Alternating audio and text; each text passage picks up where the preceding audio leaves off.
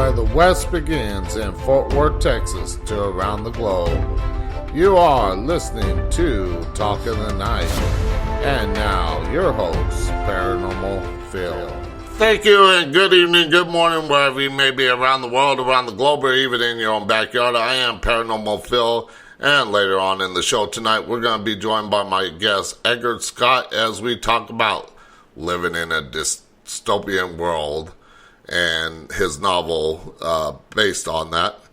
But first, up on the Talk in the Night website at talkingthenight.com, under the story of the day, is living in a dystopian world a reality more than fiction?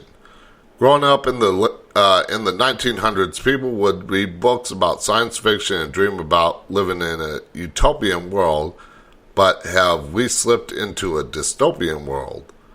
We now live in a world that is becoming stranger than fiction. Phones are faster than IBM computers in the 60s and more powerful than the ones on the Apollo spacecraft. We never got things the way we saw things back then, but now we live in a time where crops and animals are being genetically modified, societies are going crazy, and the truth is becoming hate speech. Just like in the 1984 novel by George Orwell.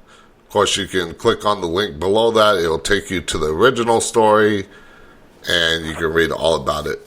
So let's talk about my guest before we bring him on. Edgar Scott is a skilled, detailed, highly imaginative writer who holds nothing back from his loyal readers. Formerly trained as an economist, he worked his way through several of the jobs featured in 418, I Am a Teapot. Finally, finding prosperity as an information technologist specialist and manager, Edgar has demonstrated tenacious resolve, reinventing himself several times despite challenges in life. Edgar has managed to keep in touch with his inner child, fueling his passion for writing. Edgar's thought-provoking views stem from deep, introspective colored by his life and work experience, all churned by a keen imagination. His new book explores themes of humanity, class struggle, and morality. Edgar has a distinct voice when it combined with captivating subject matter, creates an enticing and entertaining novel. Edgar Scott is an economist turned computer scientist. His latest book, 418, I Am a Teapot, is a near-future dystopian science fiction novel that explores a world where people by choice, birth, or punishment relinquish the right to their physical bodies. Their brains exist in a constantly connected virtual interface where they enjoy a fantasy world of endless indulgence. However, while their minds have fun, their bodies are controlled by implants doing the filthiest and most dangerous jobs known to humanity. Edgar Scott and 418 I Am a Teapot, as seen in Authority Magazine Book Pleasures, Compro.biz, Fiction, Horror, and The Table Read, Formidable Men Magazine, Many Books, Matthews and Friends, Impact Radio, USA, The Douglas Coleman Show, K-Way Radio, WKNY Radio, WYRQ FM, WRNI AM 1380, A Taste of Ink, Tom Stunner Program, Table Read, and more, including tonight's show. So please welcome my guest, Edgar Scott, to the show. Good evening, Bill. And the most important show that I'm on is Talk in the Night with you. It's great to be here. Thank you. How are you? All right, so tell the listeners a little bit about yourself. Yeah. Okay. Yeah. I like to think of myself as a guy who's young lost his life to make a living. Didn't have the most success getting out of college. my parents said they had to do was go to college, good marks, and some company would come snap you up you'd be an executive. I don't know what thing that was. It wasn't the dream, and I got to live. What happened to me is I finished school and I ended up working retail. That's what was available. I didn't. Unfortunately, I didn't connect to it. It didn't happen for me that way. And so, I did a lot of really kind of tough jobs. I found I had multiple part-time jobs just to try to make ends meet. And I ended up working, as a machinist, which was probably the best job I had. I'd been steel. It's pretty hard work. It's dirty work. You put a while in the day. But if you're good at it, you can make a good wage. You need to send yourself back to school to get a networking certificate. And I got myself into computers. And from there, because I realized after about 3 years of working as a machinist that I was probably dying from all the metals that was being exposed to in the conditions of the plant. That was my so I went back to school and I got that certificate, and then I got myself a job for a company that sold computers to the post-processing world. At that time, I was living in Toronto, and it was I didn't, it would take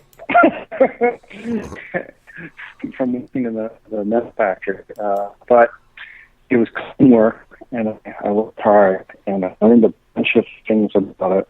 I got myself into host, got myself into network administration. I became a data specialist. I got myself into DevOps, got myself into security. And once you start to specialize in this field, you can start to make good fun. Good. And so I think I was a guy I was trying to make it. And so when we talk about reinventing myself, that's what I kind of had to do. I had to do it because otherwise I'm just not going to survive. Yeah. And of course, we always have to try and reinvent ourselves when something's not working. We try to reinvent ourselves to have a better life or do something more that we love to do. Like, I had when I had injuries and stuff from the military, and now with my health and everything like that, and those injuries coming back to play a part in it, I had to reinvent myself. And of course, radio allows me to work minimum hours, or at least the way I'm doing it, and also be able to sit rather than constantly stand. I think back to those times,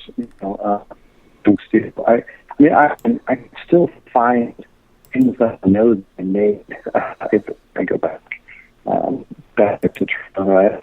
I live in South Florida, but I can see garbage cans that I made on the street corner. I just remember, we had teen guys in that. That's what I did. I became a computer specialist and did that because it was clean work and ultimately better. What I wanted to do. I'm extremely good at it. And probably computer work, as you know, and I kind of suspect you have a little insight into this yourself, though, it's played often at 2 in the morning. And you end up working a lot of really late nights in the data center, bang with computers. It's climate controlled. It's 65 degrees inside, and and then of course step out into South Florida rather than 80. I fall asleep driving. But it's really cool. And you're working a lot of hours, and then the next day you're going to be able to answer executive questions about what's going on. If there was, any disruption to the network and to the inversions, you've got to answer spent a lot of time on the computer trying to make sure that most of my time between 9 and 5 was spent trying to make sure I wasn't working from 5 to 9. So you try to be very proactive. This has changed who I am. You start to diagnose things that you see happening. For instance, if there's an easy one, the CEO had a golf game with someone and said, we're going to use their software in our network. First thing I'm going to go do is find out all the vulnerabilities that they have. Because I want to know what I'm going to have to fix and how I'm going to have to support it. And maybe I can that it's not a good idea. It's not a good idea. You start to live in a way where you diagnose everything. And you start to look at everything and what's going to go wrong. Yeah. And this actually was a lot of my inspiration for writing the book for IT. I spent 25 years as an IT guy. And what could go wrong? I took the idea, and largely I was inspired by when I wrote this book. There was no Oculus for this book or mobiles and so on. It didn't exist. They were not like.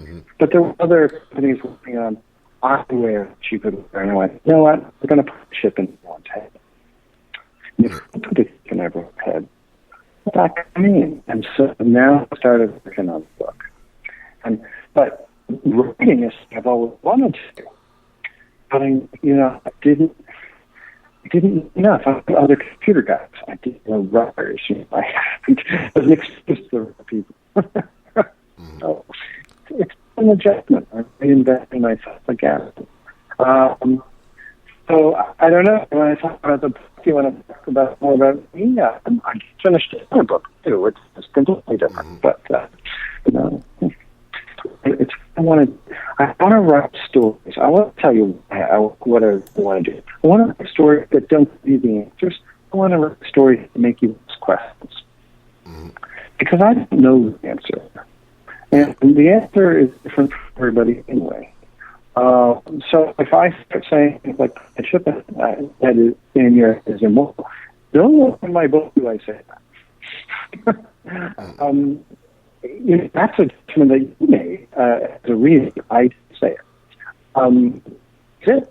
I can see some justification for doing it, but there's some huge drawbacks. The questions that I would want to say is, before we start getting down this road of augmenting people's neural abilities, we are actually right around the corner. I just wanted people to think about it first. Okay. That's where I came now. Would it help if I sort of describe the book just a little bit to give you an idea of what I was talking about? Yeah. All right. Okay. Yeah. Sorry. Just had to adjust my earpiece. So, I'm a computer guy. I spend a lot of time up at night. I see the world racing to the bottom. Everything that we're doing to do everything cheaper, and cheaper. We're trying to outsource everything we can, make it as simple as we can. At the same time, I went from the days when my first computer was in 1980, and you could make it just like a 16. But if you had to type more than a page and a half of text, it would say it because it didn't have enough memory. And I watched computers go from this thing where you really had to understand what it was doing to computers that are just interfaces. And having worked for various large companies, I started seeing them coming into colleges, and they were very good interfaces.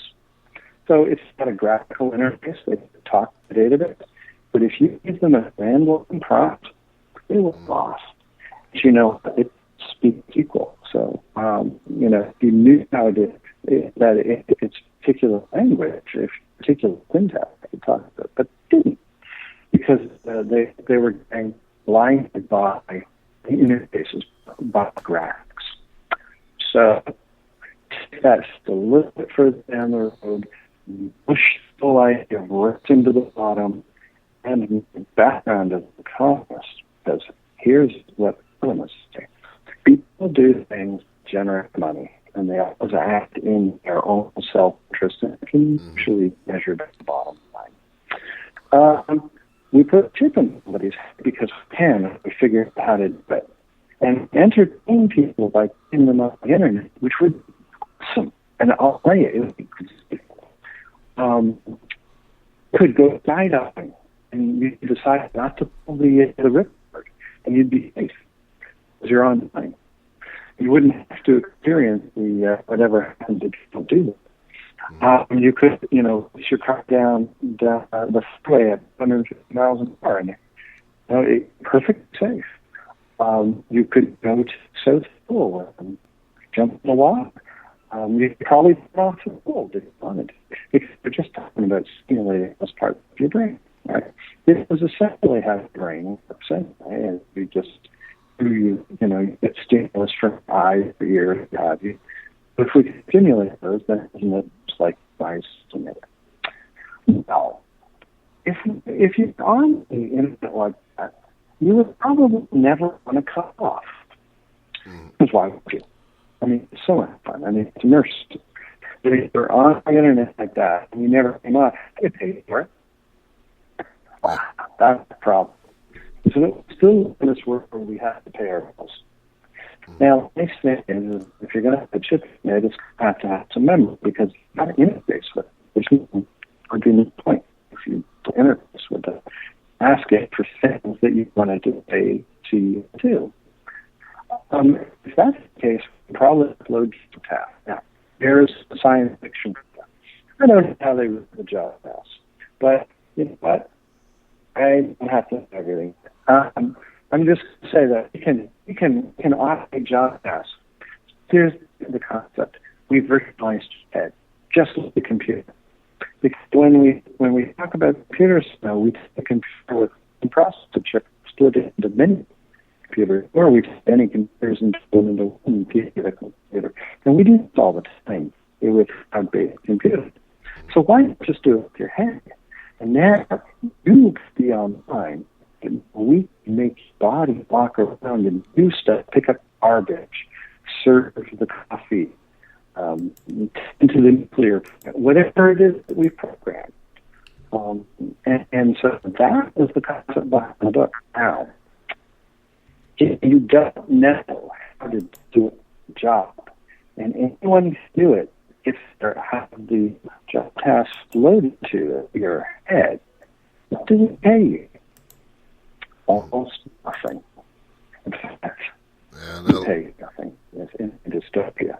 So what we've got an entire class of people who are unpaid labor, and wouldn't business love that?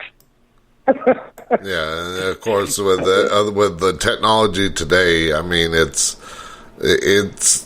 slowly moving in that direction of like what we thought, like people thought in the 50s, like we would have flying cars and all this kind of stuff. Of course, we never really got that, but well, there are prototypes out there for flying cars, but not like you would see like the Jetsons or any of these magazines that they had back in the 50s and 60s. Of course, I wasn't alive until the early 70s, but I knew all about it because I loved researching stuff. But now we got, like I mentioned in the story before I brought you on, is we got phones that got computers faster than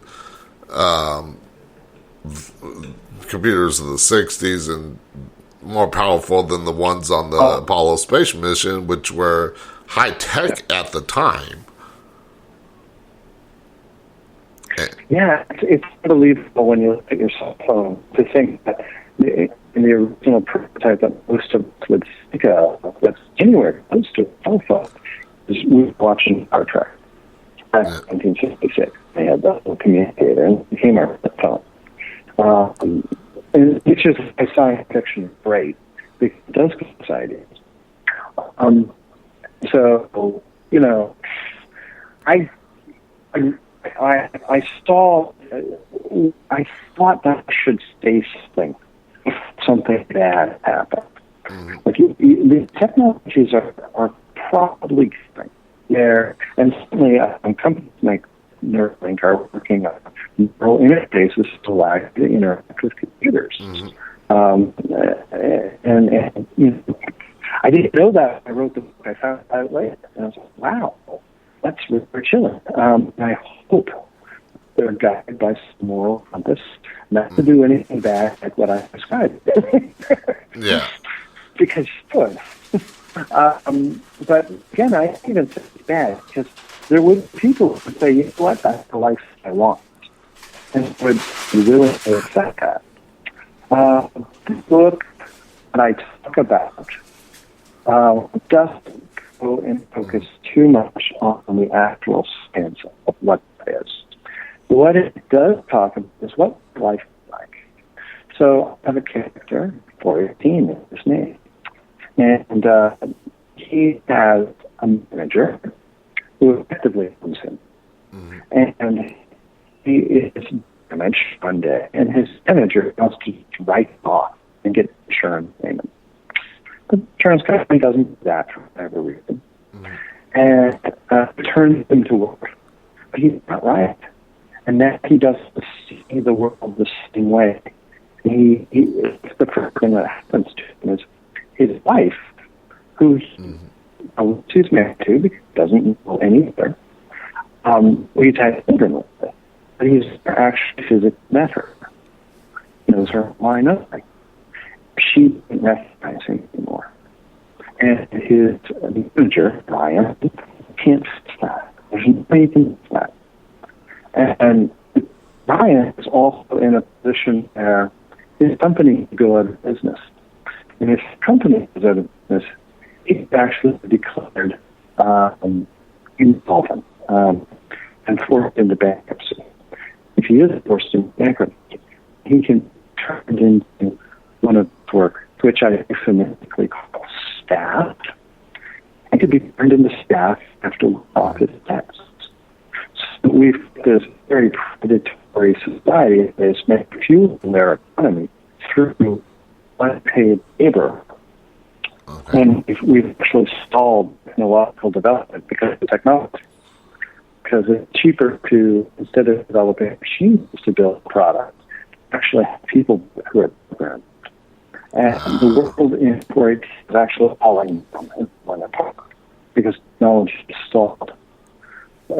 Now, stories about George and Brian trying to get out of a staff class or trying to avoid the staff class. Avoid it together. They must work together to do so. We do get out of a staff class. It's, you know, I don't want to give away too much, but it has to make a conscious effort. You have to feel that that's what I want. And until you do that, your life isn't going to change. I give you that. And it's a dystopian, yes, but it has to have a happy ending. It has to have a positive ending. Because if I just read dystopia stuff, it's not fiction. It's not fact. So I have to resolve the universe for you. So if there is a resolution, George does find freedom, and he is looking for his freedom.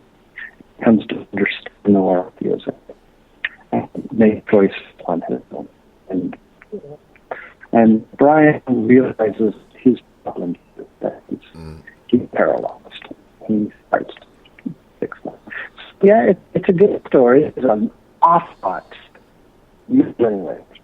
Yeah, and I wanted to ask you about that because I know, of course, I do a lot of research into my guests and everything and come up with questions and everything like that to go around the guests, but also like something like what we're talking about tonight in your novel, based on a robot and everything like that, and people doing these dirty, dangerous jobs, and I see that coming, and I take other aspects of what is happening in our own reality and not science fiction and stuff like that, and kind of incorporate it into asking the questions too. So I wanted to ask about, because you got a couple of blogs on your website Yeah.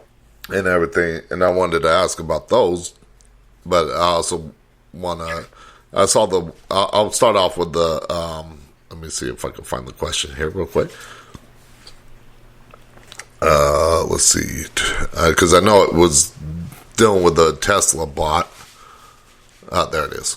I was amazed when I saw that. That Elon Musk had this quote. He said, "In the future, manual labor will be only a choice," which sounds fantastic. What if your job is manual labor? I mean, look, I have unlimited leather cutters. That is still pretty manual labor. You know, when that's your job. Yeah. Yeah, it sounds great, but it's going to change a lot of things now. Mm-hmm. That's why I think the book is so important.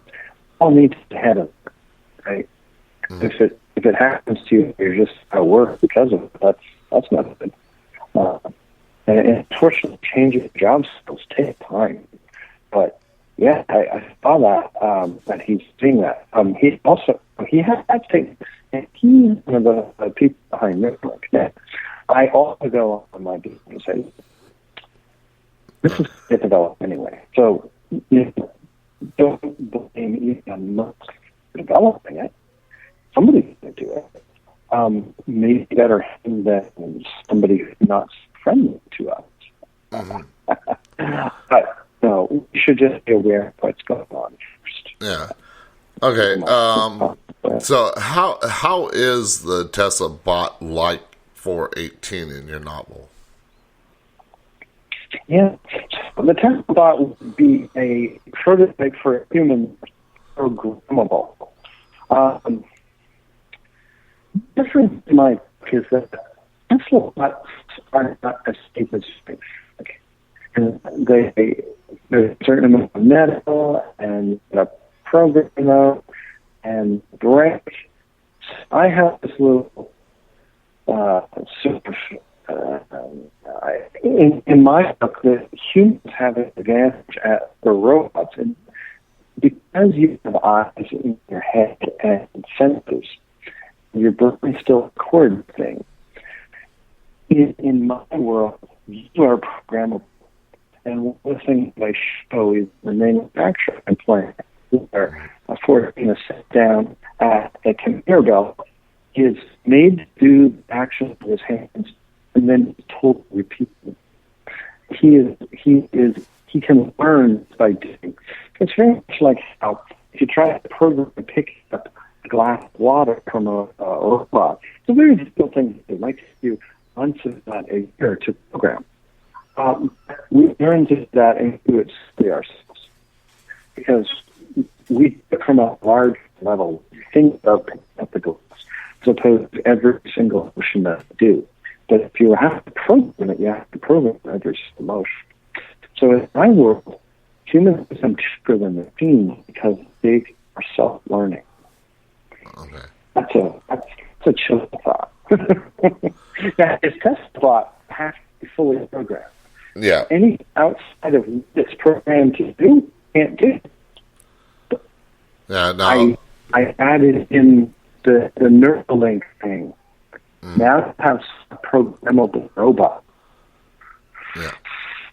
Which you put just in your head. So, yeah. That was my concern.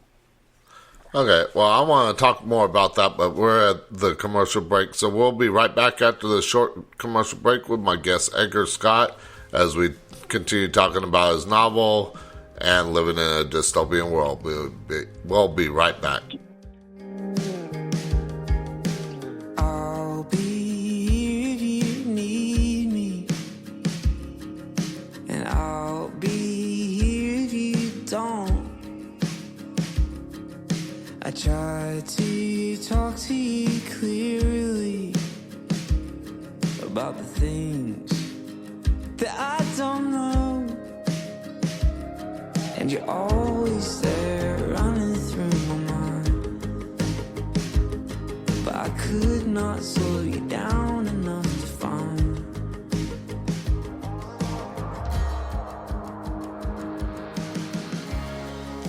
Cause you like Carolina, you like Arkansas.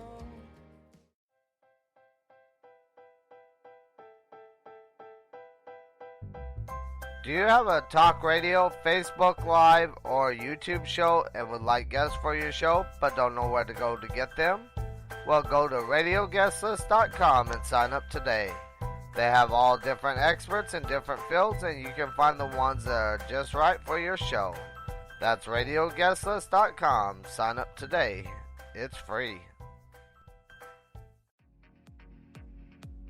To advertise on Talk in the Night, send an email to talkinthe.night@outlook.com. Talk in the Night has plans to fit your budget. Get your product or business heard around the world by the Talk in the Night listening audience. Plans include 30-second spots and banner ads on the show's website and mentioned on the social media sites. So get your product or business heard around the world today.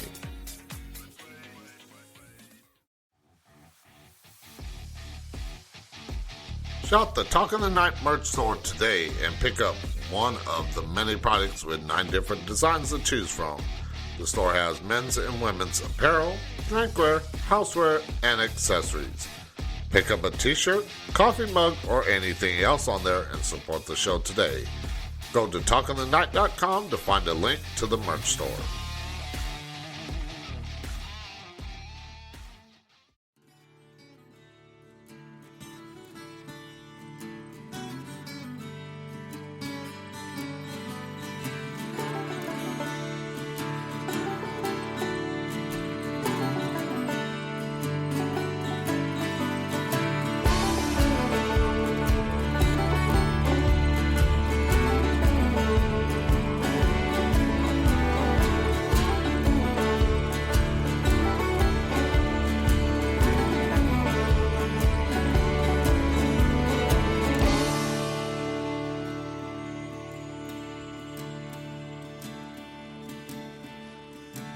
I'm just an old man counting the days till I can see you again. If you've been watching the And now, back to Talk in the Night with your host, Paranormal Phil. Okay, and we are back with my guest, Edgar Scott, as we continue talking about living in a dystopian world. Now, before the commercial break, we were talking about the Tesla bot and how it was like 418 in his book, staff in his book, and hearing about it, it brings up iRobot. Just the thought of a Tesla bot, or there was another robot that I saw a while back that mentioned that it wanted to kill humans, even though they're programmed, but it seems like today AI is getting smarter and smarter and learning how to navigate those programs to become more self-aware, it seems.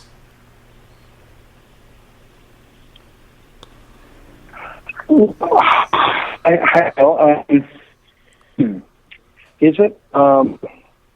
What I'll tell you is that the programming certain ones, having on the back a number of code bases for a number of applications, and we're programmers in an inordinate amount of time working, routines to add modules of the models, sticking programs to add functionality, better algorithm to think of. I still contend that a computer can't actually make an original thought. What it does, though, it exhausts the whole gamut of things that you could think of. It appears to be smarter than you because you can think of every possible combination it can run through. So I'm always a little skeptical when I see that AI starts thinking for itself. Yeah, maybe. I won't say it can't happen. But what I do know about computers is they're wonderful cooks.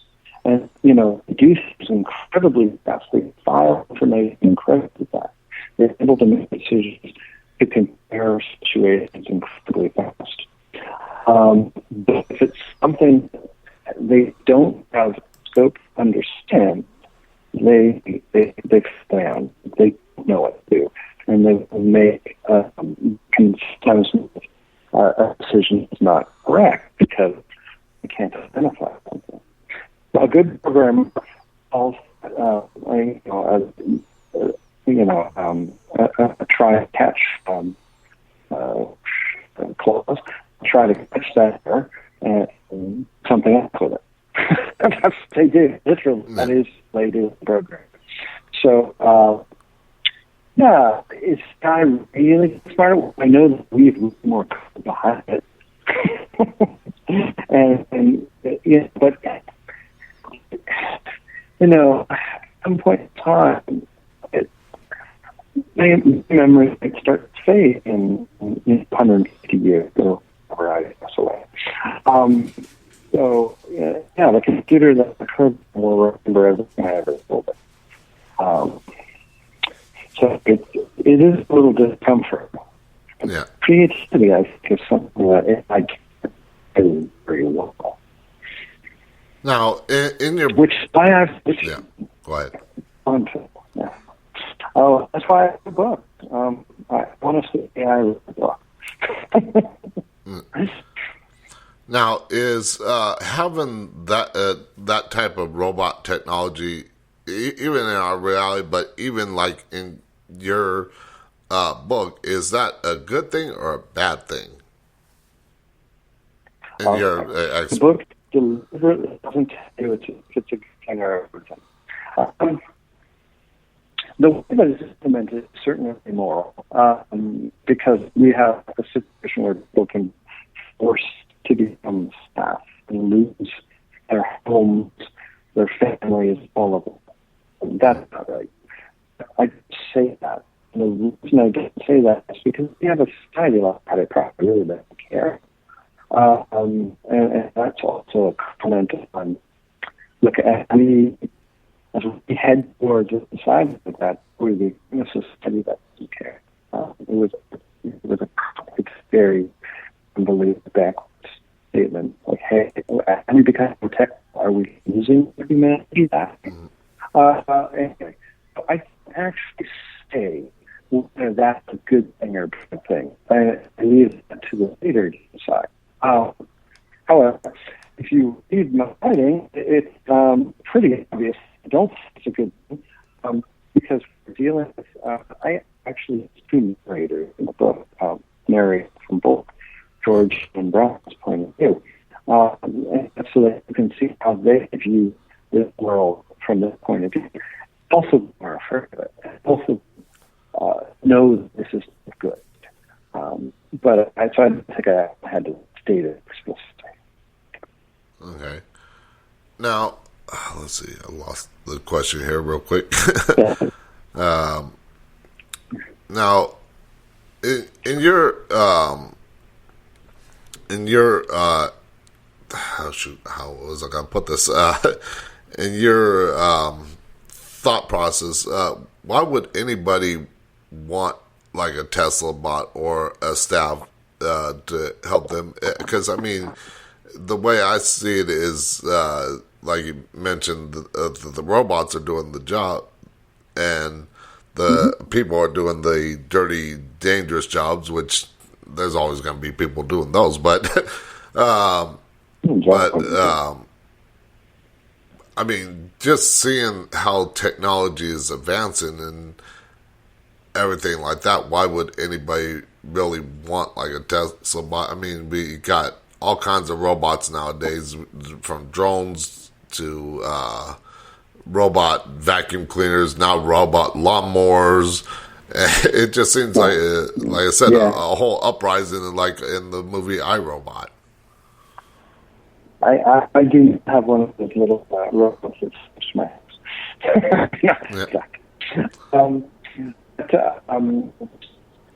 Okay, so explain in the book the reason that I would want that, because you can make money off of it. it's money is always driving factor for so many things that we do. In the case of Brian, who is the manager of George, who in fact he runs a staffing company. He rents out robots. He rents staff to do for people. He lives off the money to get paid. He doesn't do anything else. Okay. That's why he has staff. It's totally for that reason. For the manufacturing company, so I have some jobs from the manufacturing company because I manufacturing. Manufacturing company staff because they're cheaper than computers and replaceable too. They get hurt. They put in someone in. I've been working at a shoe store. Why is that? Because it's something you do. Basically, shoe dispenser. And he just, what I do. The customer says something rude to, he smiles. It just says, oh, that's nice. It goes with the shoes. So we do that because we make money off it. That's why we want to talk about. We feel there's some way to make our work easier, to give us some return that way. This is cheap. Okay. Sorry, it's not a nice answer, is it? Yeah. All right. But that encompasses almost everything. Yeah. So, I mean, I got, oh, go ahead. I'll let you finish your thought. Yeah. Yeah. Well, as the economy as a whole world is, everything acts in self-interest. And usually can be measured by money. And so, usually when I look at something and go, why is that happening? I can always come back to, oh yeah, it has to do with me, ultimately. So, even things that don't feel like, they are, like, why would someone want to stay in charge of the local HOA? I don't know. Somehow I think that they're going to be able to direct the local HOA and my local housing companies that we can also sell houses for more. And, what motivated them? Money. It all seems to be that way. Okay. Now, I want to get into some other things because, I wrote down enough questions in the last 5 hours, but I always do that just in case. Some guests I've had on before have had very short answers and stuff like that, and then I end up being like, okay, well, how am I going to go on with the show so I don't have dead air and everything like that?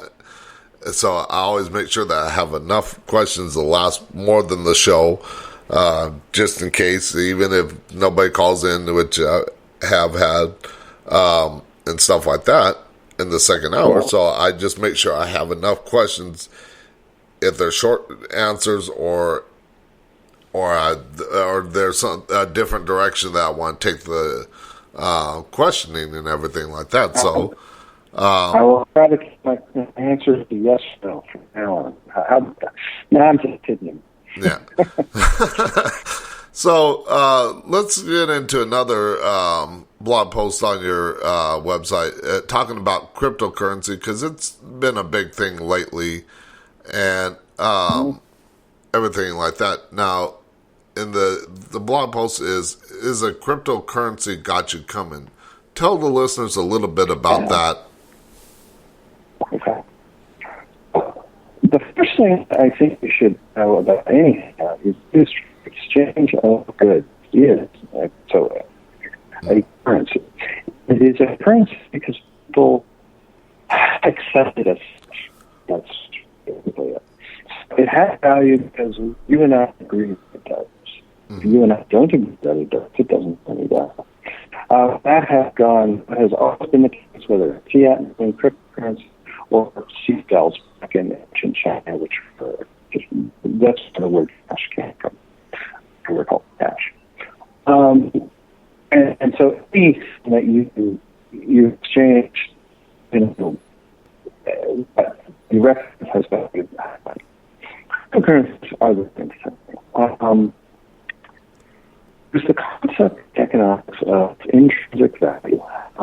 So when we are in finance, and when we look at, I'd like to just digress from it. When we look at a stock of a company, so we look at, I don't know, we'll pick Google. When we look at Google, they own a number of buildings, have lots of intellectual property, they have computers, they have data, they have things that I buy a share of Google. A certain percent of that is all of those things. That's called the intrinsic value. The extrinsic value is all the stuff that people imagine it to be. And it's, so we sort of break it into two. There's actually something real behind my stock purchase. When I do that, say, okay, that stock, Google wants my business, but they're going to sell all the buildings and they're going to give, because I'm a shareholder, they're going to give me some money. Parents have no intrinsic value. There's actually nothing in it. Other than people believe it should be insurance. It's not actually real. All currencies suffer from that. But cryptocurrencies maybe. So here's the real problem. Cryptocurrencies are originally set up as a means of exacting a transaction between two parties without involving a financial intermediary. That's possible that they do that. Doesn't involve those cases. Yeah. Because it does involve intermediary, it involves the exchange. We'll just ignore that. So here's the gotcha, and this has happened in several countries already. Several countries have said, we don't like that. Yeah. Whatever reason. They always have a different reason. We're going to ban. Yeah, and of course. In the article, I said there's an action to become because the peer-to-peer transaction that doesn't involve a financial institution could allow you to hide things like sanctions. It may just be declared illegal in many countries for the reason that India and China have already reduced the cryptocurrency. It has nothing to do with anything going on in the world right now. This was in months, if years ago. And the reason, I believe the reason that China did is because they wanted to ensure the security of the money supply. They felt cryptocurrencies were a threat to their ability to manage their monetary policy. It's entirely possible that we could say, hey, you know what? For the sake of national security, no one can use them. And boy, if you invest in cryptocurrency at that time, you can sell it. You're getting your money back. Yeah. Now, I mean, because it has no intrinsic value. Yeah, and of course, there's a lot of talk around that we're headed towards a cashless society, and everything like that. And I'm beginning to wonder because I mean, people think, okay, like Bitcoin or Dogecoin or other cryptocurrencies, like, okay, this will get us out of the fiat money Ponzi scheme, if you will. I mean, I tend to dig down rabbit holes quite a bit. So, but I'm always seeking the truth and everything like that. But I'm wondering if these cryptocurrencies were created to help us kind of transition into that cashless society.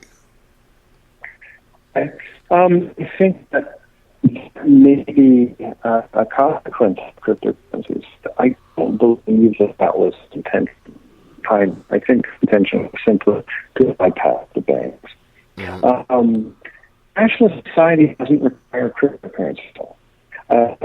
Sweden is a very good example of a country that is rapidly moving towards cashless societies.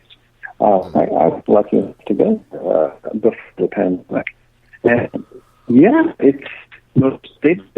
they don't want to take your cash. They want you to use your cards Everybody has a card reader.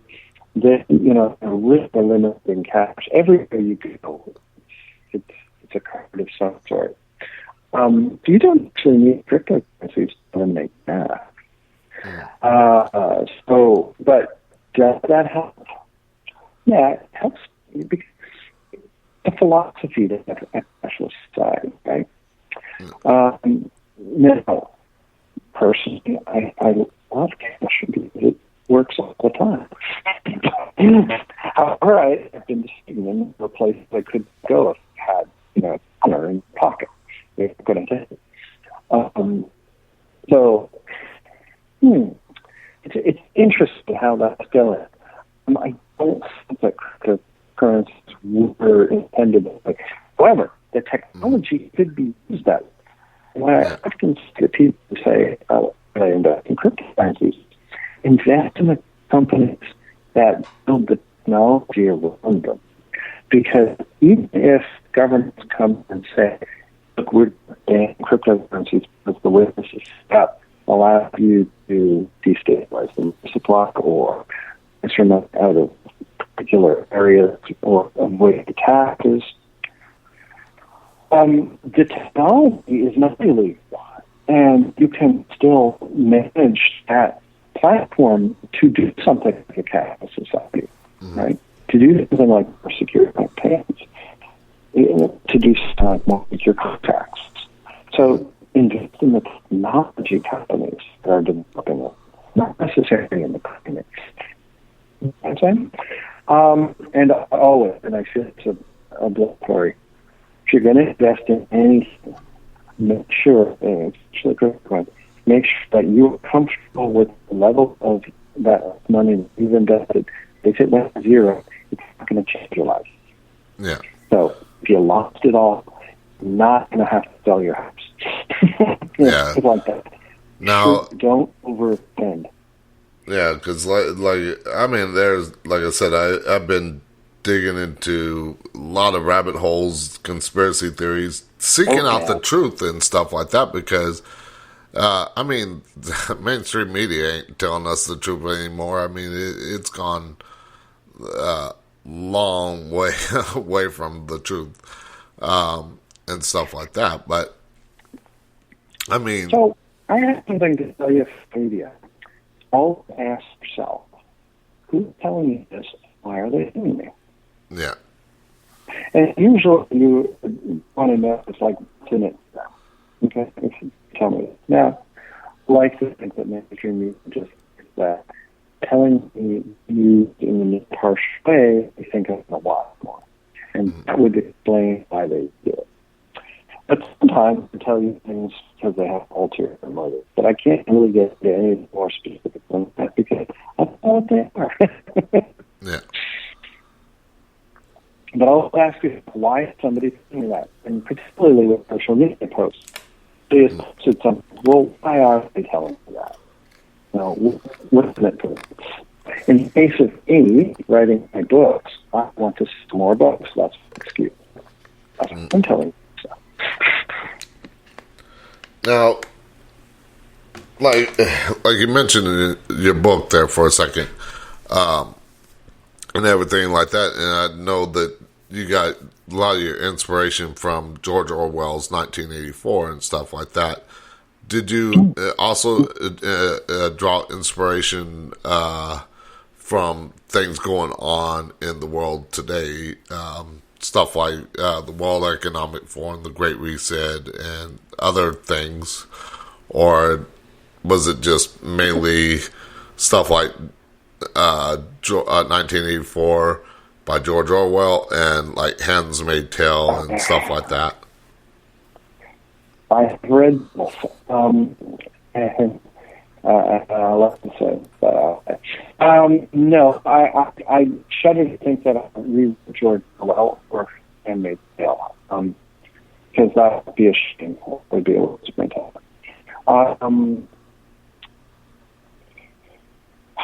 I don't think that there is any... In my book, there's no government agency that out to get you. Okay. What happens is society has become systemically twisted that it's pushing people into the staff class because they're poor. And it's discriminating against it just simply because they're poor. And it's not don't talk about government there because it's important there. I mean, it's not happening there. It's a fairly different book. I want to tell you, I'm going to stop with this. I graduated from the same high school as Margaret. I've never met Margaret. I would have two something. But I graduated a number of years after she did. And they made me Handmaid's Tale in high school. Handmaid's Tale is decided to be more feminist in 1984, and it was with some of those issues, which I feel really unqualified to talk about because I'm not on it. Okay. Yeah, like I said, I just wanted to kind of get like where your inspiration came from to writing the book, whether those played a part in it or anything like that. Because every once in a while, well, not every once in a while, every guest just about, especially if I know the topic or something like that or close to it, I like to play devil's advocate sometimes and ask those tougher questions because it throws the guests off. And well, the question is, folks, what book did most influence? And I could tell you Clockwork Orange. But, Clockwork Orange, if you read it, it's very difficult to read because he uses this terrible diction. Burge uses this terrible diction. Stuff and things like that. I can't read it myself. Well, I did read it. And he's talking about using technology to rehabilitate people. So, if there's anything that's close to that. But seriously, I was just thinking, this is Chase the Bottom. This is the cheap labor that we have. And I just, that's totally possible. Because what causes businesses to invest? Making more money. And so, would they replace machines on their production line with people if they didn't have to pay them or pay them very little? Yeah, it would. So, that's kind of what, where we got it from. Shit was more glamorous than that, but no, it's that's what I think is actually the strength of the book. And it applies to the, because the reasons and motivations are very real. Every business has to cost. And if you introduce that technology, they start cutting costs all over the place. So, Phil, I know I jumped over your question, but Clockwork Orange is really what I thought of. My book is much longer than his. and I talk about different things. Okay. So I want to ask one more thing about cryptocurrency. Let me find the question I was going to ask. Because, like I said, I got like maybe 10 questions for each topic I want to talk about. So I got a list of questions I can choose from. But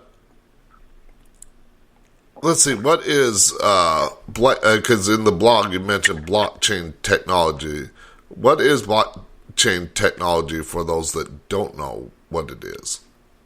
Okay. So, a blockchain is, and it has to do with hashing public and private keys. So we are going to hash out a block of code has a public address, and that would be a Genesis block. That's kind of arbitrary. We just did. Based on that block, we're going to, it's different for every cryptocurrency, we're going to apply an algorithm to work through a number of equations to come up with the next block. the next block has to link the first block public key. And so it can be the only block that comes out, and once it is found, it links on the Genesis block. And the beginning computers will work at the next coin, which has to link the first or the second coin, and so on and so on. So it is an algorithmic calculation. And I've got to finish this quick. So if its coin uses SHA-256 to calculate those blocks, and it's supposed to be, I'd say there is, it's supposed to be uncraftable, and the blockchain is distributed widely so that it can't be forged because it's multiple copies in many locations. And if you misdirect one, it becomes obvious to everybody else, so you can't cheat. Okay. Really quick. All right. Well, I wanna stop you short there real quick because we're at the commercial break here at the top of the hour. But we'll be right back after the short commercial break with my guest Edgar Scott as we continue talking about his novel, things on his website, living in a dystopian world, and all that. Also, after the break, phone calls if you want to call in and ask my guest a question, or there's a speaker chat. We'll be right back after the short commercial break. Asking answers to those who have no will. I think it's better to pray. I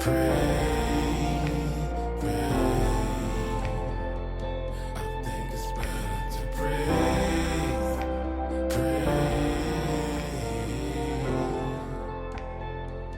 I think it's better to pray. 'Cause what we have is real.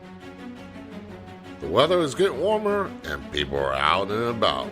Well, if you love ghost hunting, now is the time to pick up some new gear. GhostStop.com has a wide variety of equipment to choose from, and one of those items is Blue Buddy. He's back. The talking bear every investigator wants on their team. Click on the Ghost Stop banner ad at the top of the show's website and pick up your Blue Buddy today. Go to spring.com and sign up to create your own design or choose from a design from one of the many creators on there. Spring has ways to integrate your store on social media, custom stores, and they have digital and physical products. While you're there, check out the Talk in the Night merch store. To get started with Spring today, click on the banner ad on the Talk in the Night website.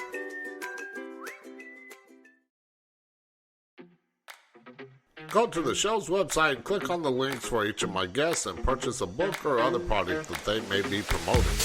Without them, there would be no Talk in the Night. Whether you're interested in the paranormal, conspiracy, technology, health, relationships, or any other topic the show covers, my guests have something for you.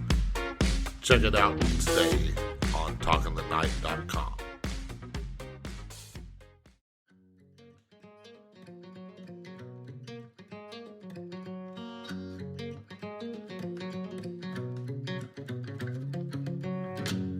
I wake up in the morning in this great blue state. Golden fingers caress my face.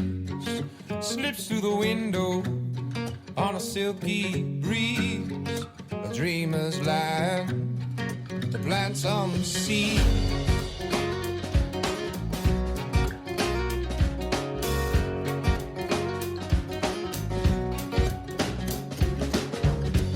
She's my believer. Call into the show, Skype Talk in the Night, or by phone at 817-717-1280. Now back to Talk in the Night with your host, Okay, and we are back with my guest, Edgar Scott, as we continue talking about his novel and his things on his website and so much more. But before we get back into that real quick, I want to mention that you can call into the show using the Skype name Talk in the Night, or by phone at 817-717-1280. 1280. Also on Spreaker.com, if you sign up for a free account, you don't have to record anything. It don't cost a dime. Click on the show and then click on the show that's live right now. And scroll down and there's a little chat bar that you can type in the chat. I'm monitoring the chat throughout the show, so if you want to ask a question, you can do it that way if you don't feel like calling in. So I just want to mention that real quick before we got back into things. So now on your website, there's also there's so many things to talk about on there, but I tried to pick out the best things to talk about because it relates to things going on in our world and stuff like that. And what is confirmation bias? Okay. Confirmation bias is you start looking for something and you've already decided what it is you believe to see. So it kind of starts to answer you. You already know what it is that you're looking to find. So let's say that I think that, Volkswagen makes the safest cars. I'm going to start looking for only stuff that backs that up. And I have to start finding things that only back it up. When the problem is, and where you are usually introduced to it is in investment. If you're managing investment or you have an investment, you should be reviewing that investment from time to time. If you are looking at it and going, okay, why is it a good investment? All you're ever going to see is why it's a good investment. You have to sometimes ask, why is it a bad investment? Okay? So when we go to a search engine and type in, why is this bad? We're going to get only why it's bad. We have to sometimes ask the opposite questions. I go to my search engine and say, why is Volkswagen great? I'm going to get somebody. Why is Volkswagen great? What are the problems with it? Is it a problem with the seat? And ask those other questions. Confirmation bias is when we set out to see. And it's pretty dangerous. And then investment, it'll cost you a lot of money. you will have whole investments that go a lot of money. So I thought I would put that out because I love investments. I'm background is in finance, and I've done my own investing over the years. And I love it. And that was one of the things. It just used to drive me crazy. He's so sold on BlackBerry was the corner of the market or something. Well, you doubt the other. Phil, I want to tell you something about thinking. Thinking is the process of asking yourself better questions. So confirmation bias prevents us from thinking well. So we don't ask good questions. All right. So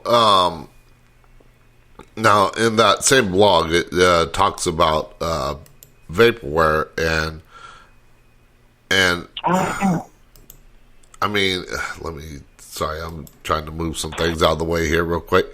Because it says Vipers. I need an example. There's just not enough room on the computer, even though it's a pretty big screen. I need to hook up a second screen, but I don't have the space to put up a second screen and everything like that. Real estate is great, Phil. But yeah, real estate's a little short here. But I was going to ask what vaporware is and stuff like that because it mentions vaporware software you pay for, but is essentially useless or non-existent.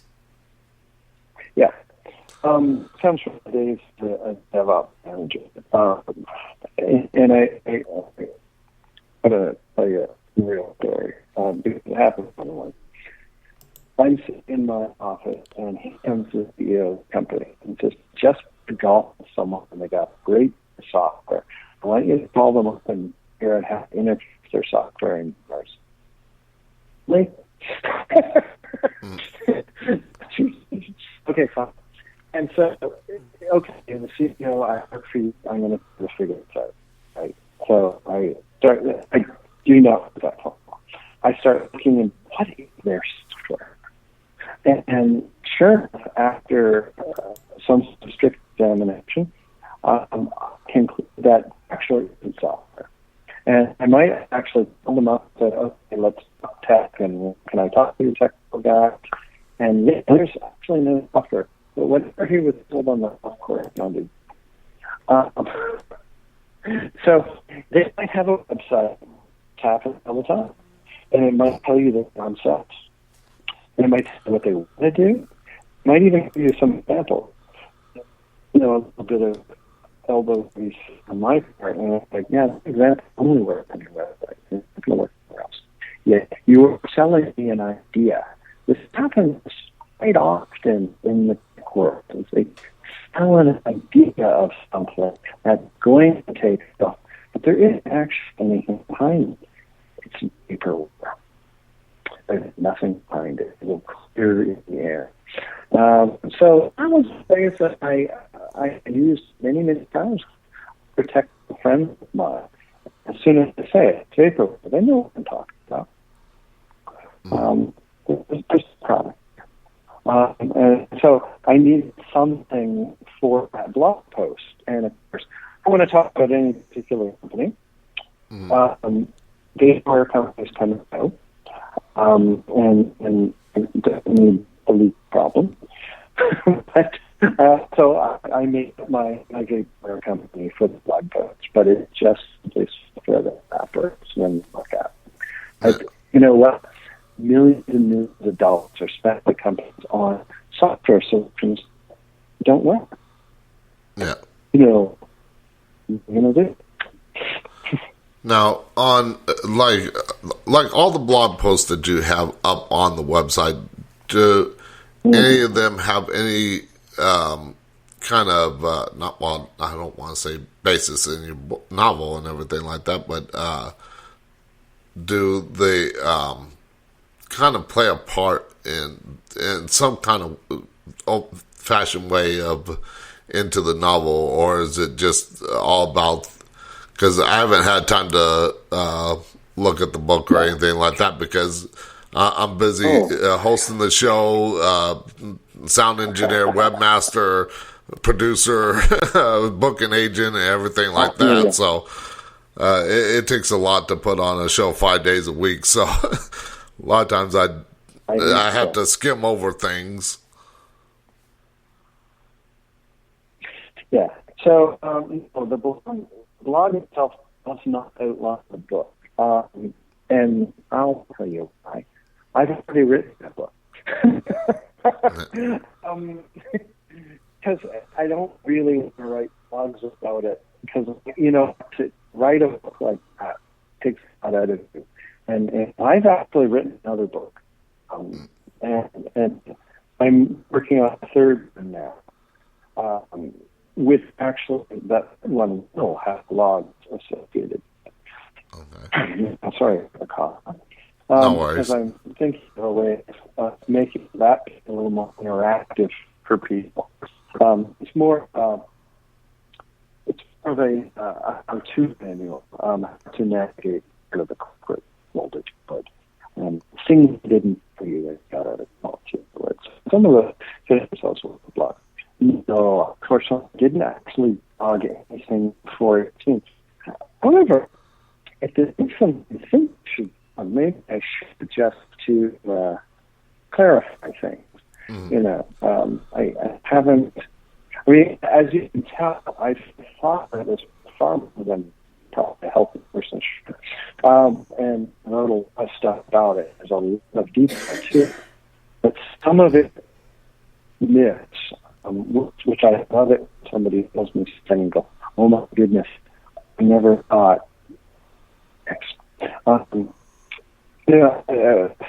About 2 pages in the end of the book, the summary of the book is that we don't know what we often make choices in our lives that we didn't know were choices when we made them. And that's actually a problem. And I state that 2 pages in the end. Well, maybe I should actually put that as a blog. That idea. Thanks. Okay, sorry, I'm just checking something because it sounds like it's starting to break up a little bit, so I wanted to make sure everything was good with Skype and everything like that. Now, you're calling from a phone, correct? And indeed. Okay, yeah, because like I said, it's starting to sound like it's trying to break up a little bit and getting a little difficult to understand, so I wanted to make sure. No, sorry. So give me a second. Let me check something here real quick. Just to check audio settings real quick. Just to make sure. Because, I mean, I'm getting everything good here on my end. So it might be on your end. Do you have a Skype account that you can call back from, or? I do. Just because I want to make sure that the listeners can hear you good, and I don't want it breaking up and them not being able to hear you or understand you and everything like that. 'Cause, it sucks to have dead air and stuff like that, or where people can't understand you or hear you and stuff. And I mean, I got other things that just say, like, not saying that would happen, but like last night, I was worried about the thunderstorms knocking out power and everything like that, or knocking out the call from my guest last night. So I was like, okay, let me make sure that I have extra things to say that on their end, their phone drops or something like that. That way I have something else to talk about rather than having dead air waiting on them to come back and everything like that. So. Okay, so I'm going to want to call you Skype? Or Yeah. or- Yeah, let's try Skype real quick just so that, because it just still sounds kind of. Okay, let's try that. Okay. Yeah, much better, much better. Yeah, for some reason the phone sounded like it was cutting out more than I used to, and I was like, "Wait, is that me or or what?" So, sorry about that. I just want to make sure everybody can hear you.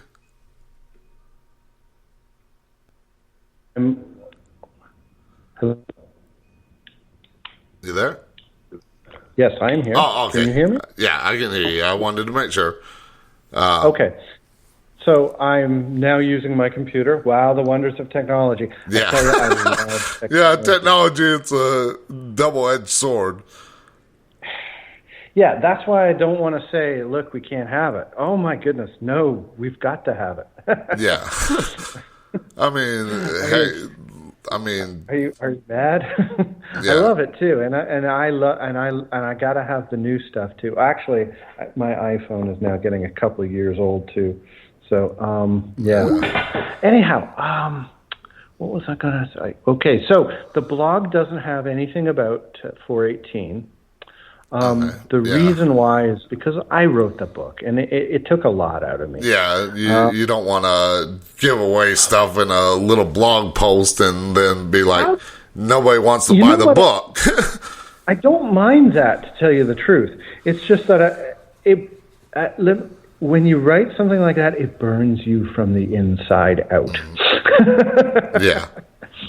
After a while, your eyes feel like there's sand in them. You need to do something else. And so I've now written another book that I haven't, it's at the point where I have people beta reading it, and I'm looking for people to sell it and things like that. Yeah. And I'm writing a third book, which is more of a survival guide, maybe the missing manual for the corporate world, based on my IT experience, which will do things like tell you the real truth on what is agile programming, or why do people get fired, how not to get fired, things like that. A lot of people could probably use that. Yeah, hopefully a funny way that we can just sort of all have a good chuckle at, and but also that if you read it, you go, yeah, because I've made those office politics mistakes too that have cost me as well. Because I didn't know. I wish I had this guide myself. So that's what I'm working on right now. And I'm going to put some of those on my blog. Okay. I know I've got a couple that I'm cleaning up right now, so they're going to go up in a couple of days, weeks. I want to. I'm going to give one away. The subject of it is, well, the quote that goes with it is, "No one gets fired for poor performance; they get fired for lack of loyalty." And the blog is called "The Chain of Loyalty." Okay. Now, I've never heard anyone talk about the chain of loyalty. So the chain of loyalty is this idea within a company that, because companies are ruled very much like monarchies, the CEO and, upper management and all that stuff, and your boss, you better be loyal to them or they're going to can you. And so it explains this concept of loyalty from various different points of view, so that, the executive wants it. But, the manager has to sort of deal with it on both sides, and the employee has to give it. And if they don't, they might find themselves out of work, because we often fire the person who's not loyal, not the person who's not competent. Yeah. Yeah. And wouldn't it be nice if somebody actually wrote that in a manual? Yeah. I see things kind of a little different, if you will. I was loyal and to a job that I used to work. It was a small amusement park, but they were not loyal to me, and that seems one thing a lot of people don't seem to talk about is. Bill, I cover that in my chain of loyalty. Loyalty only flows one way, upwards. Yeah. It doesn't go downwards. And wouldn't that be great if somebody had told you that? Yeah, true. Because, I worked my butt off just to make... working at an amusement park, I love to have fun. I love to scare the heck out of people, but that was my form of enjoyment. But I always made the people happy, but it just seems like no matter how hard I worked and tried to push to where I was going up the ladder and stuff like that, it seems like they wanted to keep me down on the lower level, because the way it seems, or the way it seemed to me, I should say, is they were afraid of losing their job if I got ahead of them. Yes. Yeah. So now you know the motivation for me wanting to write this little manual, because, that happens all the time. Chain of loyalty is just one thing. Chain of command would be another one that I have to write. And that's if you have a military background, I think you know all about that. Yeah, I'm former military, so. When it's properly implemented, it works great. Yeah. But it does make things a little bureaucratical at times. It seems like it. And executives hate it because they like jumping right over it too. Yeah. So it's an interesting thing. I gotta talk about that one as well.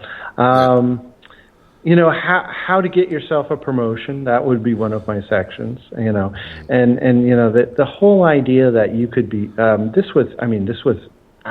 mentioned it earlier.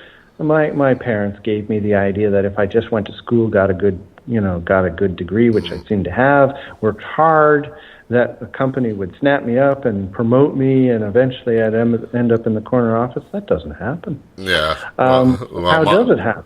Yeah, well, my parents were like, if you want anything, you got to go out there and earn it. So I came from that kind of background. Nothing was ever handed to me. So I learned that if I want something, I got to go out there and get it. Yeah, you do. But sometimes we end up working ourselves, and I think we'll go back to your amusement park days. You were working there now. Okay. You were working there really hard, and you weren't ever going to get promoted. Yeah. So let me go back to the IT world. We can work really hard at our IT job, and we'll never get promoted, and we'll be buried in the company. In order to get that promotion, we actually have to go somewhere else. Yeah. Have to leave the company and go somewhere else. And that's called a lateral promotion, because we've gone somewhere else. Yeah, because I'm kind of illiterate when it comes to the financial world and IT tech. I mean, I learned a lot of times. I learned a lot of stuff on my own and stuff, and integrated it into my life. Explain it as easy as I can so that everybody can get it. Yeah. Nobody's going to promote you from the bottom. They want to keep you down there. Yeah.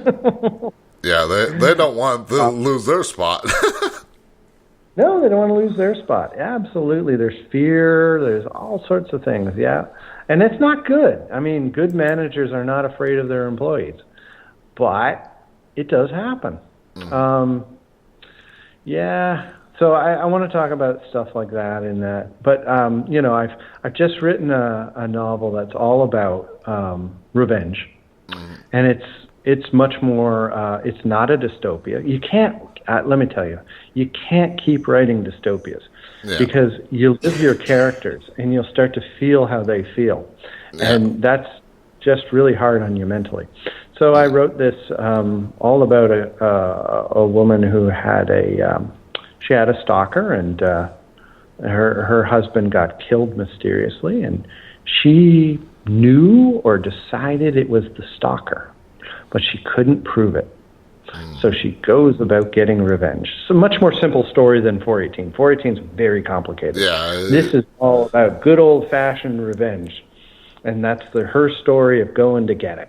Yeah, and like 418 is probably more like somebody that would be really into technology and dystopian world, sci-fi, fantasy type world, whereas somebody that's into like romance or comedy or something else would be like, what the heck am I reading?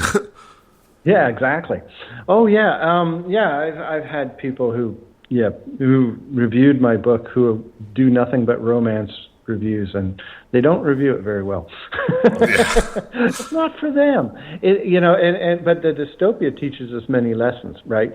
And I mean, the biggest lesson is that actually you do have a lot of freedom, but you have to decide what it is that you want to do, and then you have to take action, and that's actually the key to being successful everywhere. And I do lay that out in the dystopia so that it is there. Because that's what I've done with my life. I decided I didn't want to be working a couple of retail jobs. I got into manufacturing. I didn't want to be doing manufacturing. I got into computers. And then I decided what I really wanted to do was write, because I've always been good at that. Yeah. And so, okay, I'm doing it. Yeah, of course you want to do something that you love to do. I mean, I when I was younger, I started working after high school doing wildland firefighting out in California. I loved doing that kind of work. Then as I got older, it got a little more harder. I went into the military. I did a little bit of firefighting in the military, but in the Navy. But it was working on air conditioning and refrigeration, and that wasn't really what I wanted to do. But I wanted to get that experience of the military and that discipline that my dad had. And so I did my 3 years and everything like that. And then I did off and on jobs trying to find my spot, if you will, what I was happy at doing. And I mean, I started listening sometime in the early 90s, I think it was, or mid 90s, somewhere around there. I can't remember exactly when, but I started listening to Coast to Coast AM, and I was like, listening to Art Bell, and I was like, this sounds interesting, talking about this stuff, because I was already into the paranormal, so I was like, I would love to talk about this stuff and do radio. But it wasn't till like 2008, I think, or something like that. Well, let's see. well, actually 2012, actually, that I started getting into radio, and I found a fascination. And this is what I love doing, is talking to people, getting different points of views and stuff like that. And if you do what you love to do, I mean, you're going to be happy doing it. Yes. I can't argue. Yeah. Yes. Do we have a commercial? Yeah, we got a commercial coming up here, but we'll be right back after the short commercial break. I almost lost track of time, but we'll be right back with my guest, Edgar Scott, as we continue talking about his novel and other things, living in a dystopian world. We'll be right back.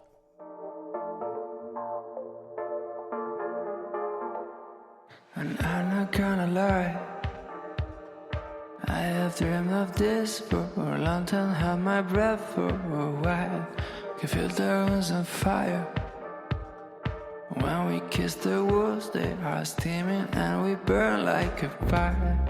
Do we have to lose? Or do you have to go home? Throw away the shoes and go on with the flow. Or do you have to lose? The world can just go on without you for a while. These lips were made for you. Do you have? Do you need music for your radio show, podcast, or YouTube channel, but need a music license to play it on your show?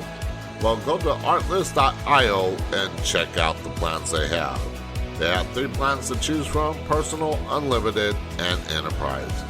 All the music that you hear on the show is from Artlist, and there is a banner ad on the show's website. Check it out today.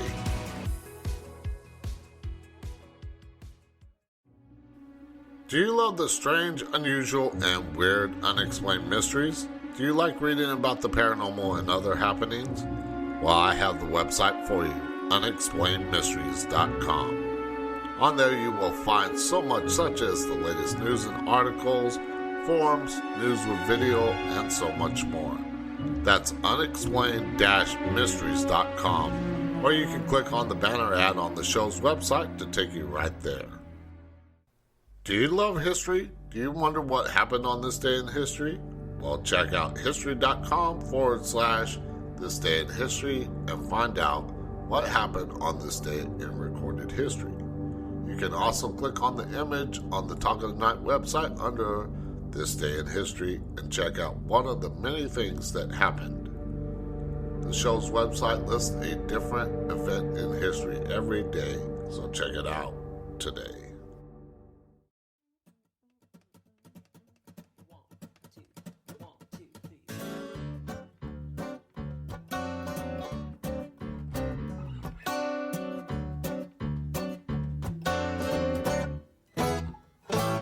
Well, you're standing in the corner like you're standing on dry land.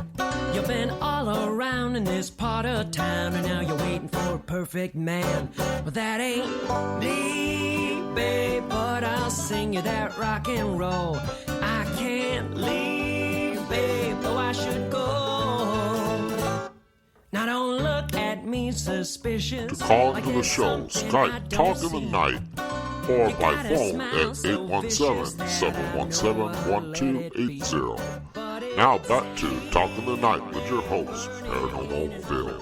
Okay, and we are back with my guest, Edgar Scott, as we continue talking about his novel and everything like that. And I want to take this last 30 minutes real quick to mention, like I said, the phone lines are open if you got any questions for my guests. On Spreaker.com, you sign up for a free account. You can click on the show, click on the live show, and then scroll to the bottom, and you can ask questions in the chat there if you got any questions. Don't be afraid to ask questions, because that's how we get around in this world and everything like that. So I want to talk a little more about the books and everything like that. Because that's what we're here to talk about, especially your novel, 418, I Am a Teapot. And I want to ask you, and I think I asked this at the beginning, I can't remember, so many things, but is anything in the book based on like reality that we are living in today? I think everything in the book is based on reality that we're living today. So specifically what? We are becoming more disjointed. We are becoming more insular because of the internet. So insular, fancy name for island. We are becoming little islands in the internet. And maybe say I wrote this before the pandemic. Then the pandemic happened when I was trying to sell it, which was not fun. Now that we're all working at home and all that jazz, we don't see anybody. We're losing a lot of social skills. Yeah. So definitely based on that. Brian, who the antagonist, his family doesn't really know anybody anymore. And what I have found with the internet is that, there's lots of people out there, and I don't know any of them. Yeah. I don't have any, I don't really feel any connection with a lot of them. Yeah, I tend to keep my circle small and everything like that. People that I've met and everything like that in person, rather than. I mean, I do have a few connections that I haven't met in person, but it's because I want to have those connections for, like, my radio show or anything else that I do, just in case I have them. But as far as true friends and everything like that I have, I tend to keep that circle small because I want to know the people I'm talking to. I want to be able to talk to them face to face because I grew up in a time when there was no internet. So, me too. Me too. Another one that I do is the staff class. They live. And George lives in what he calls a condo, which is basically a 7x7 room with a chair in it, and a sink for him to take care of his ablutions, and an internet hookup. And he lives 19 floors under the ground. And the reason why he lives underground is so that nobody has to see him. Wow. Yeah, and we do that. We make the poor live in neighborhoods so that we don't have to see them. We do that. Yeah, we're guilty. Yeah, I know. I was when I moved to Fort Worth from California. I didn't have a whole lot of money with me. I took like my tax refund and just said, "Forget California. It's getting too high priced and everything, and it's just not my style of living." And I said, I got to get to where I'm comfortable in Texas. So I was like, I'm going to take a chance, move there, and I'll figure out something when I get there. Well, I spent 3 months in a homeless shelter, so I know that feeling of living in... I mean, here in Fort Worth, it's better than... the homeless area is a little bit better than, like, Skid Row in Los Angeles, but... because at least they tried to help the people there try and get jobs and get back into society. But where you don't get that out in Los Angeles. Now, homelessness. That homelessness would have been converted into staff in my world. So there would have been none of that. And then what we do with those people is... we train them to use virtual narcotics in the real world. Well, in 418, we have virtual drugs because we can just stimulate those parts of your brain that make it feel like drugs, and then we can turn it off when it's time for you to go to work. So you never have a hangover or withdrawals or anything like that. You never have the DTs. Yeah. And so there's an insidious reason for that, too, which is revealed throughout the book, is that at retirement, when your body is too broken to work anymore, they take you to a retirement home and hook you up to the real thing. So you'll overdose. And they don't have to pay for you anymore. Wow. I mean, they did. I just kind of see the world coming to that. At times? mean, I know we don't do that, but sometimes, so harm reduction, I don't talk about it in 418. We do have to look into harm reduction so that people aren't overdosing. You know, education on drugs might be more important than enforcement. I know some people may disagree with me, but, you know, I would never take that because I know how terrible it is, not because there's a law. Yeah, I know. I think we lost a lot of common sense on it. I mean, I have no problem. I got a friend out in Beverly Hills that smokes weed and everything like that. I have no problem with him doing it. It's not going to affect me because I'm not going to do it, but it's not going to affect me. If he wants to do that, that's his choice. I'm very much that way too. You know, I know how I want to live, and I try not. That's kind of why the book doesn't tell you what's good or bad. It just presents it. I don't actually say this is bad. It kind of just gives you a framework and let you make up your own mind. Make up your own mind. If if you've got your moral compass tuned the right way, you're going to find the right answer. I don't have to tell it to you. I don't have to beat you over the head. Yeah. Other things that happen in the book, certainly we are always trying to find ways to de-skill work. We've been doing it since, Taylorism is the fancy economist, sociologist word for it, where we take, any work task and break it down into its smallest, most minute things so that we can, basically you make any unskilled laborer do it and pay them as little as possible. We do that. We've been doing it for a long time. Yeah. And that is my programmable person. And then the whole thing about we just don't care if we don't see. Yeah. The staff class doesn't vote because they don't know that they can. They don't know that they have no voice. Yeah. We ignore them. And then I've gone one more step, which I just did this for fun. I dehumanized them. I made them all into its. Wow. Which is a wonderful. a lot of the elite class and stuff like that would probably call the lower people like me and even people even at middle class.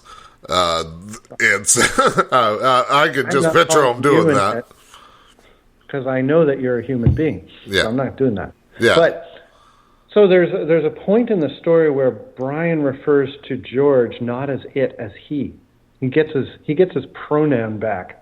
Now, there's been all sorts of nonsense about pronouns these days, but to be able to, there's a certain humanity in being able to call yourself he or him or her, in being recognized not as an it, but as a man or a woman, and that's a very important thing. But yeah, we did that, and we do that all the time. I mean, the use of the word staff. What do we put on what do we put on the shirt of the guy who has to, sort of sweep out the ride at the water park? Well, he wears a shirt that says staff, right? Mm-hmm. We don't know his name, and we don't care. Yeah. And I'm guilty too, because I'm really not that interested at times either. But no, maybe we should. But then it's also weird when you go up to the barista and say, "Hello, Janice. Thank you for my coffee." That's a little weird too. Yeah, so unless you know the person, but genuine and smile. Yeah.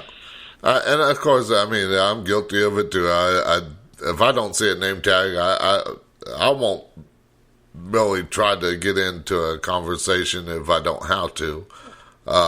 Just because it's not in my thinking process to, let me talk to this person about something that he might not know nothing about, or him talking to me about something I won't know nothing about. So the book is uncomfortable that way for a lot of people because it's like, oh yeah, I kind of do that too. Yeah. And we do have a society that is sort of set up on exploiting people who don't know better. Again, I don't say if that's good or bad because, well, look, I mean that's sort of capitalism, and the alternative to it is not good. So I don't want to go and say something else. Yeah. Right? Yeah, you kind of have to, nowadays you have to be careful with your words because just using the wrong word can get you shut down or canceled or censored. Canceled. Yeah, I don't want any of that. I want to write books that amuse you or entertain you or cause you to think. I started with that, didn't I? I said that. Yeah. I want to write stuff that causes you to think and entertains you. And after you've read it, you go, okay, I see something that I didn't see before.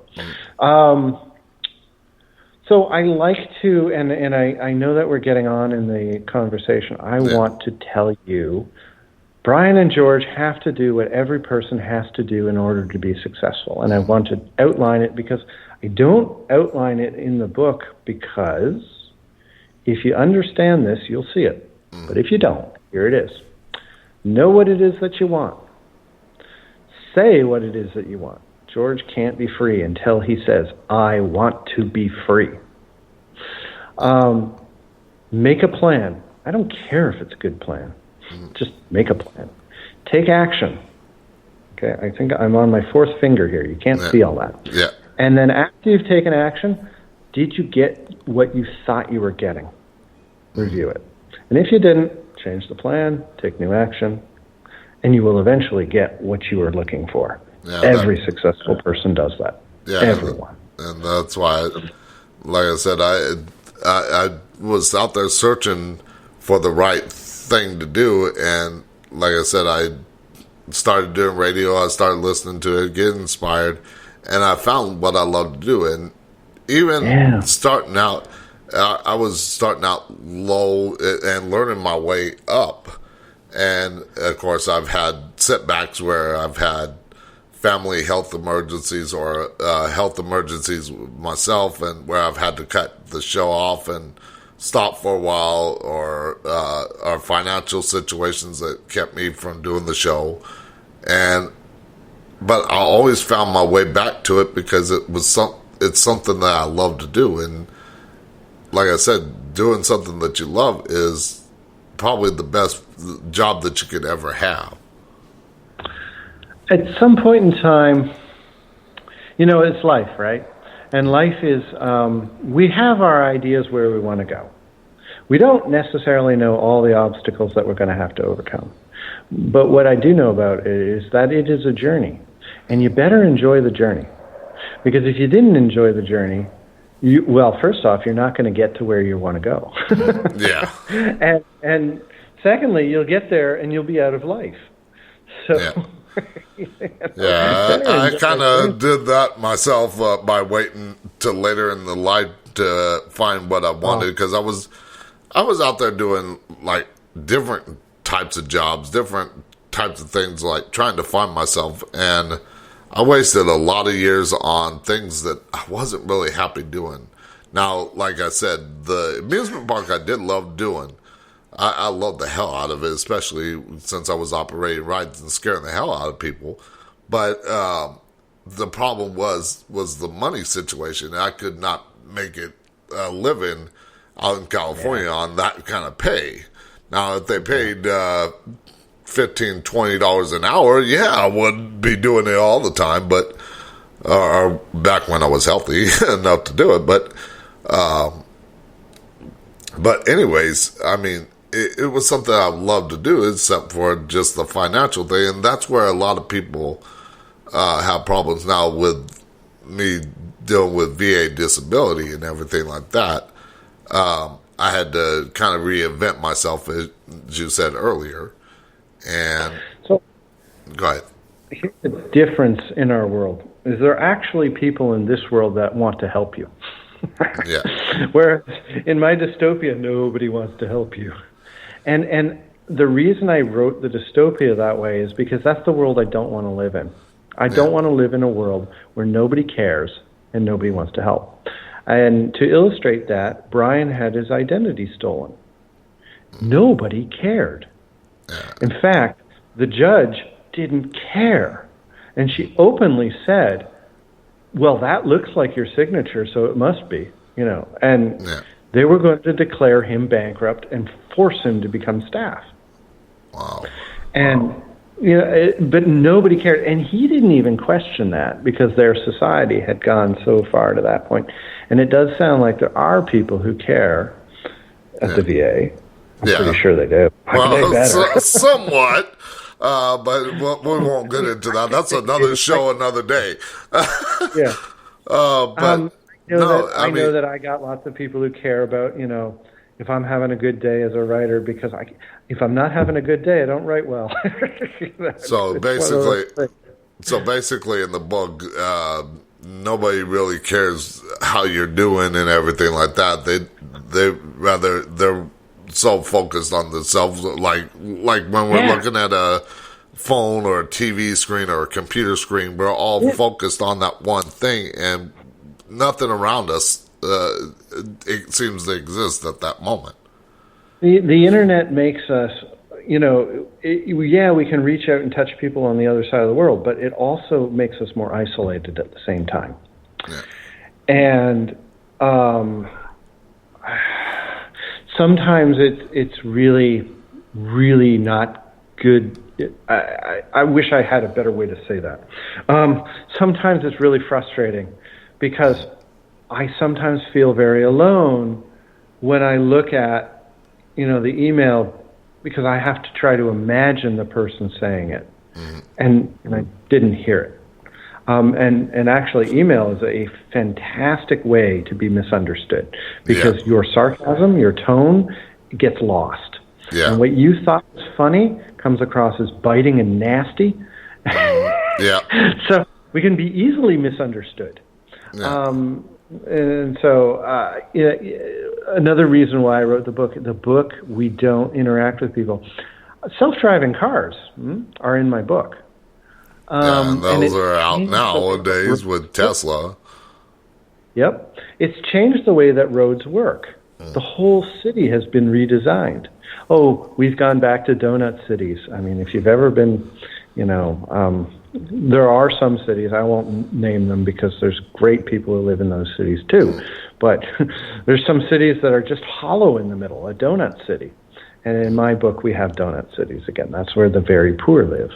And we use our self-driving cars to go downtown, and they always we no longer make left turns because they're dangerous. So the car will go around a block because you're not paying attention.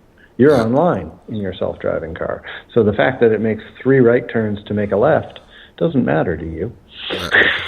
and so the whole city has changed, and because the cars are self-driving, you know what? They never stop. There's more of them. They're just always circulating. And so he dismisses his self-driving car, and he tells his mobile device, I don't know if it'll be a phone or not, so I always say mobile. He tells his mobile, send my car back, and it shows up. So he doesn't interact with anybody. Yeah. All right, well, we're running out of time. So where can people, hold on, I'm getting like a feedback here. Where can people find out more about you and your books? Wow.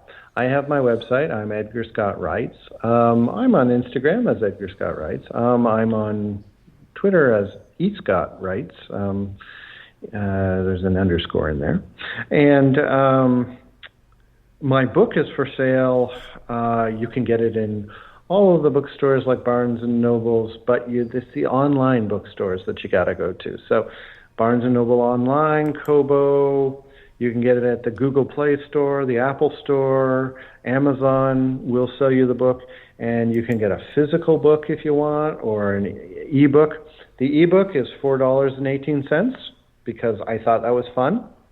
The physical book will be $15.99 because that's about as cheap as I can make it. Yeah. And it will get sent to you in a couple of days if you buy it from, I've done it myself. I bought it from the bookstores and I think I got just about everything covered that's electronic. If you go into the bookstore, there's a lot of books out there. Yeah. So you really should just buy it online and have it shipped to you. That's kind of the way the world's going. I don't think many people, just like libraries and stuff like that, they've kind of gone by the I wayside love because of going into everything's the- online. Kind of like going into the museum. You know, you go there for it's a day trip, and it's like, oh yeah, that was neat. Yeah. But I love my books, and so my favorite writers, I always buy their books so that I can have them, and they make me feel comfortable. And if you buy my book, I hope it makes you feel comfortable. Because here's the good thing about my book: if you there is a lot of dark imagery in it. It does end well. My guys they achieve their freedom. If you find my book disturbing, you can always close it. Yeah. If you put a bookmark in it, you can open it up again at the same place. It hasn't changed. If you turn off your Twitter feed because something's disturbing you, when you open it up again, you have to catch up on all the other horrible stuff that's out there. Yeah. So I really recommend reading fiction over what's getting sent to us in social media. Yeah. All right. Well, I want to thank you again for coming on the show. Sorry about the audio problems at the beginning of the show and stuff like that. I don't know. It might have been my system. I don't know. It might have been your phone. I don't know. But we heard you and stuff like that. Just that one spot that I just like, it was like sounded like it was cutting in and out. But I want to thank you again for coming on the show. Thank you very much, Phil. I really have enjoyed it. All right, so I want to mention to all my listeners, tomorrow night we're going to be joined by my guest, Carol Starr, as we get into psychic and astrology readings. We're going to be talking about psychics, empathic people, astrology abilities. We'll talk about the guidance she gives people when she does these readings, the videos she does to do the readings.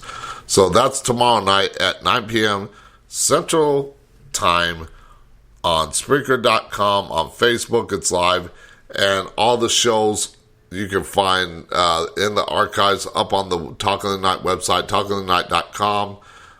They're also on, it's also on, the recorded show is also on Apple Podcasts, Google Podcasts, iHeartRadio, Spotify, TuneIn, Amazon Music, and of course on YouTube. So you can catch it all. Make sure that you follow the show on all the social media links, Facebook, Twitter, Instagram, Discord, and of course YouTube.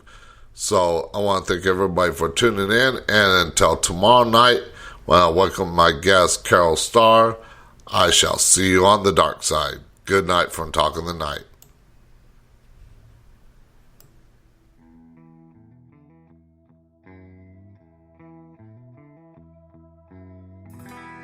Late at night, darkness has fallen. Turn on the radio, and you hear him talking.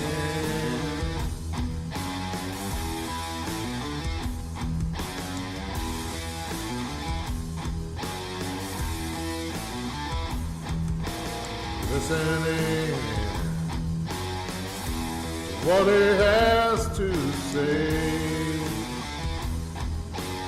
all about the paranormal and all of the things. When he sounds off, you can hear